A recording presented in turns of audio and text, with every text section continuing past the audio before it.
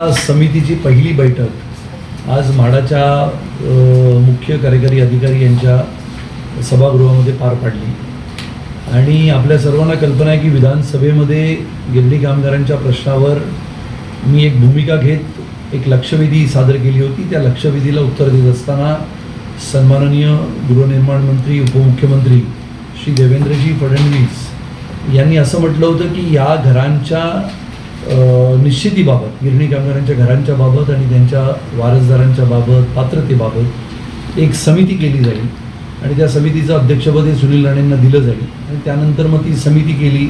त्या समितीमध्ये सन्माननीय आमदार कालिदास कोळंबकर, सन्माननीय आमदार शिवेंद्रराजे, सन्माननीय आमदार प्रकाश आबिटकर, त्यासोबत म्हाडाची CEO, डेप्युटी CEO, त्याच्यानंतर कामगार आयुक्त, सहकामगार आयुक्त, अशा अनेक लोकांची त्याच्यामध्ये समितीमध्ये नेमणूक झाली। त्या समितीची आज पहिली बैठक साधारणपणाने या सगळ्या गोष्टी पूर्ण करण्यासाठी 2 महिन्याचा कालावधी गेला।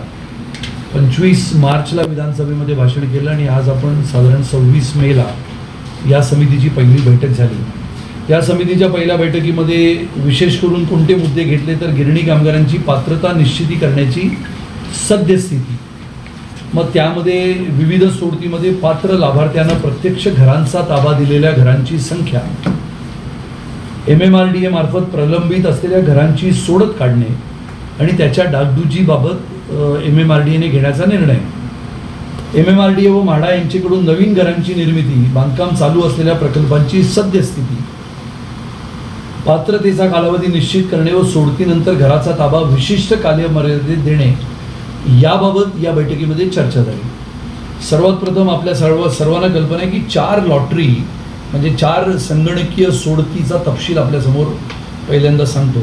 त्यामध्ये सगळ्यात महत्त्वाचं म्हणजे ज्या चर्चा झाल्या की पनवेल येथील कोण येथील घरे जी साधारणपणाने 2417ची लॉटरी होती 2/12/2016ला, त्यापैकी 408 सदनिका वितरित झाल्या म्हणजे पैसे भरले गेले, पात्रता निश्चित झाली, पण त्यांना घराचा ताबा मिळाला नाही कारण का त्याच वेळेला करोना सुरू झाला आणि करोनामध्ये ही घरं विलगीकरण कक्ष म्हणून MMRDAने ताब्यात घेऊन करोना बाधित लोकांना ती घरं राहण्याकरता दिली। आता करोना गेल्यानंतर ही घरं पुन्हा प्राप्त केली गेली, पण त्यामध्ये अनेक ठिकाणी त्याची दुरावस्था झाली, अनेक घरांची तोडफोड झाली, तर त्यामुळे ही घरं आता कोणी रिपेअर करावी यामध्ये गेल्या 4-5 महिन्यामध्ये सतत चर्चा होत होती। पण आता निश्चितपणाने ह्या घरांच्या दुरुस्तीबाबत निविदा काढली गेली आहे। येणाऱ्या 15 जूनपर्यंत एजन्सी निश्चित होऊन या घरांची दुरुस्ती सुरू होईल। त्यामुळे घरांची दुरुस्ती सुरू झाल्यानंतर पहिल्यांदा ज्या 408 जणांनी याच्यामध्ये पैसे भरले त्यांना चावी देण्याचा कार्यक्रम या येणाऱ्या 6 महिन्यामध्ये पूर्ण होईल। आता त्यापैकी 2009 सदनिका शिल्लक राहिल्या, मग त्या शिल्लक अशा राहिल्या तर त्यापैकी पात्रतेसाठी लागणारे डॉक्युमेंट्स म्हणजे कागदपत्रांची पूर्तता न केली अशी 293 जणं, विकल्प म्हणजे त्यांनी असं सांगितलं की आम्ही तर मोरारजी मिलमध्ये होतो तर आम्हाला पनवेलला का टाकता म्हणून आम्हाला ती घरं नको अशी 134, 32 जणं प्रलंबित, वारस प्रलंबित 65, कट ऑफ डेटपर्यंत अर्ज न आले 10, अपील पेंडिंग 151, पैसे भरले असे 60 आणि अतिरिक्त उरलेले सगळे मिळून 2009 जणांची पात्रता निश्चित करायचं काम पनवेल कोण येतील हे 15 जुलैपर्यंत पूर्ण करायचं ठरलं। 15 जुलै। त्याच्यानंतर चौथी लॉटरी झाली श्रीनिवास आणि बॉम्बे डाईंग 1 मार्च 2020ला, जी सध्या चर्चेमध्ये आहे। एकंदर घरांची संख्या होती 3894, वितरित झालेल्या सदनिका 26 म्हणजे 26 जणांना पात्र होऊन पैसे भरून ते वितरित झाल्या। आता शिल्लक सदनिका 3868। आता 3868ची स्थिती काय तर 1412 जणांना पत्र गेली की तुम्हाला लॉटरीमध्ये घर लागलं, त्याच्यापैकी 1390 जणांनी आपल्या फाईल जमा केल्या, त्यापैकी 136 जणांच्या फाईल पात्र झाल्या ज्यांनी पैसे भरले, रजिस्ट्रेशन केलं, स्टॅम्प ड्युटी भरली अशा 136 जणांना चाव्या देण्यापर्यंतची कामगिरी पूर्ण झाली. 777 जणांनी पैसे भरले. स्टॅम्प ड्युटी रजिस्ट्रेशन भरणं बाकी आहे. ते स्टॅम्प ड्युटी रजिस्ट्रेशन भरण्याचा कार्यक्रम हा येणाऱ्या महिन्याभरामध्ये पूर्ण करायचा आहे. त्यामुळे हे 777 आणि हे 136 आणि उरलेले 87 असं मिळून साधारणपणाने 1000 लोकांना चाव्या देण्याचा कार्यक्रम 1 जुलै ते 5 जुलैमध्ये होणार. चाव्या ही घरं चांगली आहेत. बॉम्बे डाईंग आणि श्रीनिवासी यांना 1 जुलै ते 5 जुलै म्हणजे 1 महिनाभर कशासाठी घेतोय आपण, तर स्टॅम्प ड्युटी रजिस्ट्रेशन हे त्यांनी भरायचं आहे म्हणून हे आपण घेतलेलं आहे. आता उरलेले 2456 आहेत आउट ऑफ 3868 त्यांची पात्रता निश्चित करायचं काम सुरू झालं आहे. त्यामुळे ज्यांनी कागदपत्र दिली नसतील किंवा दिली असतील त्यांची पात्रता कोणत्या आधारावर निश्चित करायची आहे ते त्यांना सगळ्यांना माहिती आहे.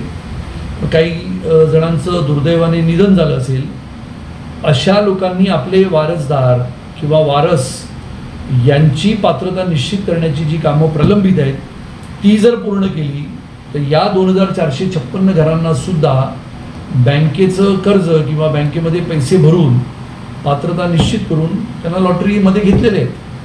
त्यामुळे त्यांना सुद्धा घरं देण्याची प्रक्रिया आपली पूर्ण होऊ शकते. आता राहिला विषय साधारणपणाने रांजगोळी, शिलोटर आणि पनवेल येथील 2521 घर एकंदर, त्यापैकी 1244 घरांची रांजगोळी येथील जी घरं आहेत ती या करोना कालावधीमध्ये ही तयार घरं आहेत. त्यामुळे साधारणपणाने 1244 घरांची दुरुस्ती करायची आणि ही दुरुस्ती सर्वसाधारणपणाने MMRDAनेच करायची असं आजच्या बैठकीमध्ये सगळ्या लोकांचं मत पडलं. त्यामुळे 1244 ची लॉटरी होऊ शकते का, तर दुरुस्तीशिवाय लॉटरी पण आपण करू शकतो आणि मग दुरुस्ती करून ती घरं गिरणी कामगारांच्या ताब्यामध्ये आपण देऊ शकतो. शिलोटर येथील 1099 आणि पनवेल येथील 258 ही घरं तयार आहेत. याच्यासाठी लॉटरीची प्रक्रिया आजच समितीने निर्देश दिले की लॉटरीची प्रक्रिया सुरू करण्यात यावी आणि ही सुद्धा जुलैच्या पहिल्या आठवड्यामध्ये या 1099 अधिक 258 म्हणजे साधारणतः 1300 घरांची लॉटरी, त्याच सोबत 1244 अशी 2521 ची लॉटरी करण्याचं कामकाजाच्या संदर्भात निर्देश आज देण्यात आले. त्यामुळे 2521 ही 1000 आणि उरलेली 2456 अशी जवळजवळ 5000 घरं ही गिरणी कामगारांना पुढच्या 2-1 महिन्यामध्ये उपलब्ध होऊन लॉटरी पूर्ण झालेली आहे. जवळजवळ 3868 घरांची. 2009 घरं जी शिल्लक आहेत त्याची सुद्धा लॉटरी पूर्ण झाली पनवेल कोणची. असं करून जवळजवळ 3000 अधिक 2000 5000 अधिक 2 7000 साधारणपणाने 7,500 ते 8,000 घरं ही आपल्याला उपलब्ध होण्याच्या दृष्टीने आज समितीने कार्यवाही सुरू केली.